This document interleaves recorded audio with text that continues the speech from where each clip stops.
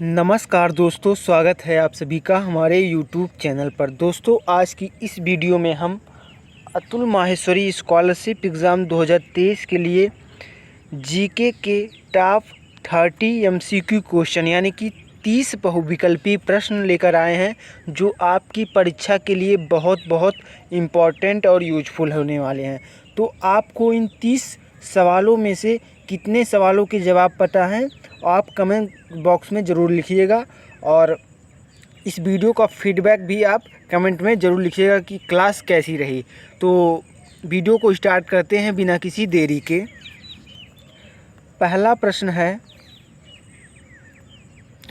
हमारा पहला प्रश्न है, संविधान में दोनों सदनों की संयुक्त बैठक का प्रावधान किस अनुच्छेद में है? संविधान में दोनों सदनों की संयुक्त बैठक का प्रावधान जो है वो अनुच्छेद 108 में वर्णित है।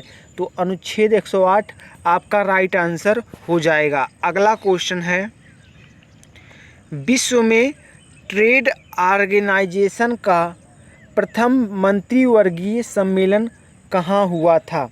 तो विश्व में ट्रेड ऑर्गेनाइजेशन का प्रथम मंत्रिवर्गीय सम्मेलन हुआ था सिंगापुर में। तो सिंगापुर आपका इस क्वेश्चन का राइट आंसर हो जाएगा।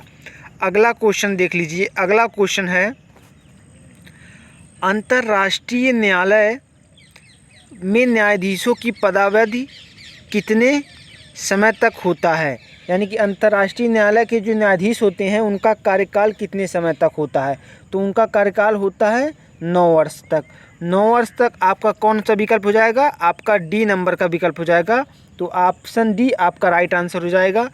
अंतर्राष्ट्रीय न्यायालय में न्यायाधीशों का कार्यकाल 9 वर्ष का होता है। अगला क्वेश्चन है, राष्ट्रपति का रिक्त स्थान भर लिया जाना होता है। राष्ट्रपति का रिक्त स्थान भर लिया जाना होता है कितने महीने के अंतर्गत?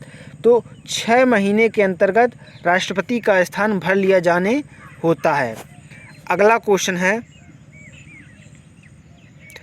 पृथ्वी के वायुमंडल का सर्वाधिक घनत्व किस पर होता है?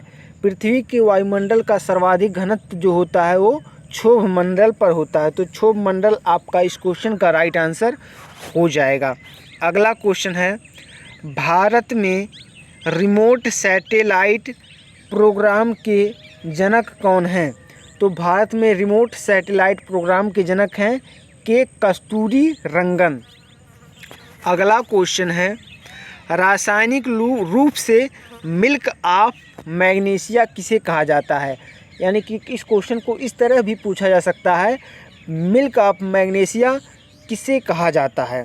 तो मिल्क ऑफ मैग्नीशिया कहा जाता है मैग्नीशियम हाइड्रोक्साइड को। मैग्नीशियम हाइड्रोक्साइड को कहा जाता है मिल्क ऑफ मैग्नीशिया। अगला क्वेश्चन है, 7 टापुओं का शहर। 7 टापुओं का शहर किसे कहा जाता है? तो मुंबई को 7 टापुओं का शहर कहा जाता है। अगला क्वेश्चन है, ग्रीनलैंड किस देश का अभिन्न अंग है?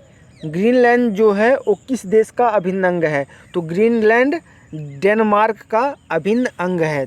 तो डेनमार्क आपका इस क्वेश्चन का राइट आंसर हो जाएगा।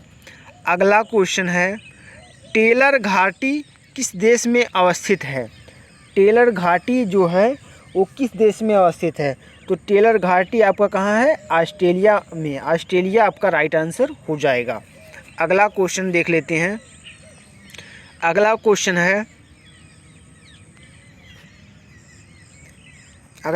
है आपका, भारत में पहला कृषि विज्ञान केंद्र कहाँ स्थापित हुआ था? तो भारत में पहला कृषि विज्ञान केंद्र जो स्थापित हुआ था वो पुडुचेरी में स्थापित हुआ था। पुडुचेरी में भारत का प्रथम केंद्रीय कृषि विज्ञान केंद्र स्थापित हुआ था। अगला क्वेश्चन है, भारत में 14 बैंकों का राष्ट्रीयकरण किस पंचवर्षीय योजना के दौरान हुआ था? तो 14 बैंकों का राष्ट्रीयकरण जो हुआ था वो चतुर्थ पंचवर्षीय योजना के दौरान हुआ था। यह 14 बैंकों का राष्ट्रीयकरण कब हुआ था? 1969 में हुआ था। बहुत बार पूछा जाता है, आपके लिए क्वेश्चन बहुत इम्पॉर्टेंट है।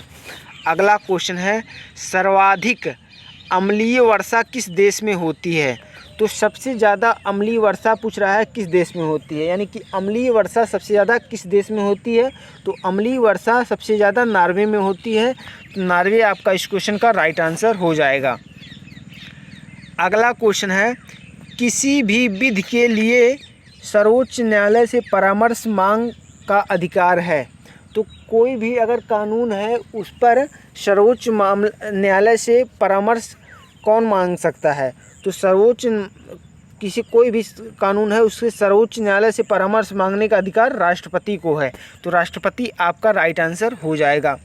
अगला क्वेश्चन है, यूरिया का रासायनिक नाम क्या है। तो यूरिया का रासायनिक नाम क्या होता है, यूरिया का रासायनिक नाम होता है कार्बामाइड। कार्बामाइड यूरिया का रासायनिक नाम है। अगला क्वेश्चन है, Indira Gandhi centre for atomic research किस राज्य में स्थित है। Indira Gandhi centre for atomic research जो है वो तमिलनाडु में स्थित है। तो तमिलनाडु आपका इस क्वेश्चन का राइट आंसर हो जाएगा। अगला क्वेश्चन है, कार्यपालिका का प्रमुख कौन होता है। तो संविधान के अनुसार कार्यपालिका का प्रमुख होता है राष्ट्रपति, लेकिन कार्यपालिका का वास्तविक प्रमुख कौन होता है, प्रधानमंत्री होता है, लेकिन कार्यपालिका का वैधानिक प्रमुख राष्ट्रपति होता है। अगला क्वेश्चन है, राष्ट्रपति लोकसभा को भंग कर सकते हैं। तो राष्ट्रपति लोकसभा को कब भंग कर सकते हैं, तो राष्ट्रपति लोकसभा को प्रधानमंत्री की सलाह पर अनुच्छेद 85 के तहत भंग कर सकते हैं। अगला क्वेश्चन है, भारत में सबसे पहले विद्युतीकरण निम्न में से किस शहर में हुआ था। तो भारत में सबसे पहले विद्युतीकरण जो हुआ था वो कोलकाता में किया गया था। कोलकाता में सबसे पहले विद्युतीकरण हुआ था। अगला क्वेश्चन है, बौद्ध धर्म कब बट गया। तो बौद्ध धर्म पूछ रहा है कब बट गया था। तो बौद्ध धर्म जो था वो चतुर्थ बौद्ध संगीत में बट गया था। बौद्ध धर्म के दो जो संप्रदाय थे, हीनयान और महायान में बौद्ध धर्म बट गया था चतुर्थ बौद्ध संगत के दौरान। अगला क्वेश्चन है,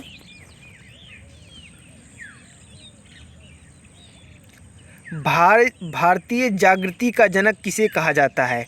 तो भारतीय जागृति का जनक कहा जाता है राजा राम मोहन राय को। राजा राम मोहन राय को भारतीय जागृति का जनक कहा जाता है और पुनर्जागरण का पिता कहा जाता है राजा राम मोहन राय को।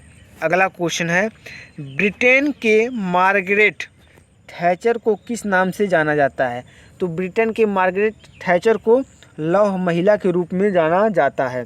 तो लौह महिला आपका इस क्वेश्चन का राइट आंसर हो जाएगा।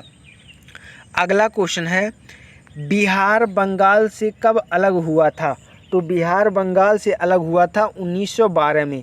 1912 आपका इस क्वेश्चन का राइट आंसर हो जाएगा। अगला क्वेश्चन है, भारतीय प्रशासनिक सेवा किसके शासनकाल में प्रारंभ हुई।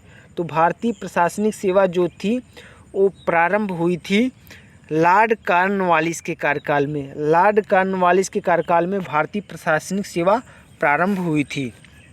अगला क्वेश्चन है, बौद्ध संघ में सम्मिलित होने के लिए न्यूनतम आयु सीमा कितनी थी। बौद्ध संघ में सम्मिलित होने के लिए न्यूनतम आयु सीमा जो थी वो 15 वर्ष निश्चित की गई थी। अगला क्वेश्चन है, विश्व का सबसे बड़ा द्वीप कौन है। तो विश्व का सबसे बड़ा द्वीप जो है वो ग्रीनलैंड द्वीप है। तो ग्रीनलैंड आपका राइट आंसर हो जाएगा। अगला क्वेश्चन है, रबिया दुर्रानी किस मुग़ल शासक की पत्नी थी। तो रबिया दुर्रानी जो थी वो औरंगजेब की पत्नी थी। तो औरंगजेब आपका इस क्वेश्चन का राइट आंसर हो जाएगा। रबिया दुर्रानी औरंगजेब की पत्नी थी। अगला क्वेश्चन है, किस गुप्तकालीन शासक को कविराज कहा गया। पूछ रहा है क्वेश्चन कि किस गुप्तकालीन शासक को कविराज कहा गया। तो समुद्रगुप्त को कविराज कहा गया। समुद्रगुप्त आपका राइट आंसर हो जाएगा। अगला क्वेश्चन है, गिरनार पर्वत पर स्थित सुदर्शन झील का पुनरुद्धार किसने किया। तो गिरनार पर्वत पर स्थित सुदर्शन झील का पुनरुद्धार जो किया था वो स्कंदगुप्त ने किया था। तो स्कंदगुप्त आपका इस क्वेश्चन का राइट आंसर हो जाएगा। अगला क्वेश्चन है, अजंता गुफाओं के जैसी गुफाएं मध्य प्रदेश में कहाँ हैं? तो अजंता गुफाओं के जैसी गुफाएं मध्य प्रदेश में बाघधार में स्थित हैं। तो दोस्तों हमने इस वीडियो में कुल 30 प्रश्न बहुत ही आसान तरीके से कर लिए हैं। उम्मीद करते हैं आपको इस सभी के सभी क्वेश्चन बहुत ही अच्छे और इम्पॉर्टेंट लगे होंगे। तो ऐसी ही वीडियो की श्रृंखला पाने के लिए आप हमारे चैनल को सब्सक्राइब कर लीजिए और बेल आइकन में ऑल पर क्लिक कर लीजिए। और वीडियो कैसी लगी कमेंट बॉक्स में ज़रूर लिखिएगा। और आपने 30 क्वेश्चन में से कितने क्वेश्चन के जवाब सही दिए वो भी कमेंट बॉक्स में ज़रूर लिखिएगा। तो मिलते हैं नेक्स्ट वीडियो में, तब तक के लिए जय हिंद जय भारत।